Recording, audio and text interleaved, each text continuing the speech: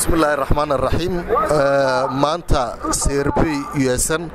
oo soo qaban qaabisay mudaharaadkan ka hor dhacaya safaaradda Djibouti waxaan ku taageeraynaa yeesanta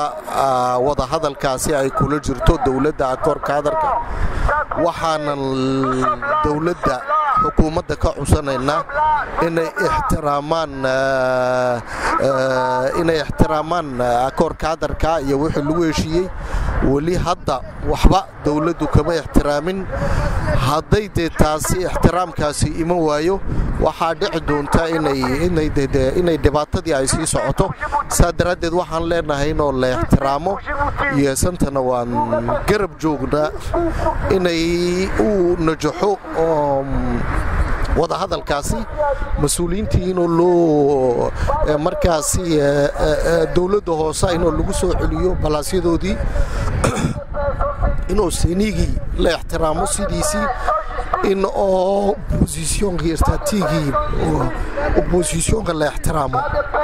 taasaan dalbaynaa markaas CRPdu toujours markastii CRP yeesan waxay garab joogtaa shacbiga safaaraddu waa safaaradeedii colba qofba lama nihin waxaan doonaynaa oo qura isbedel safaaradda waa meesheedii Djibouti waa waddankaygii ha noolaato dhammaanba saasaan leenahay waxaan iminka ku soo dhaweyn doonaa hadalka mas'uulkii CRP yeesan mudane cali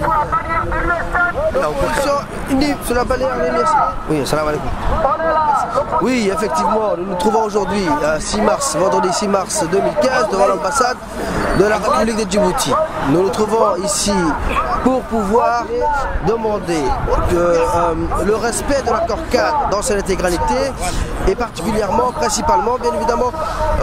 le statut de l'opposition, la commission électorale nationale indépendante paritaire, comme il a été demandé lors de l'accord cadre,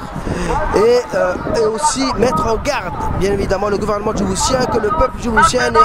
en aucun cas dupe. Il ne se fera pas, il n'y aura pas de l'heure. Il n'y aura pas de l'heure pour la troisième fois, eu égard à ce qui s'était passé, à ce qui s'est passé par le passé, c'est-à-dire les accords d'Abraham, les accords du 12 mai 2001. Le peuple a été trahi et le fruit aussi a été berné. Mais aujourd'hui, nous sommes ici pour réclamer les revendications du peuple portées par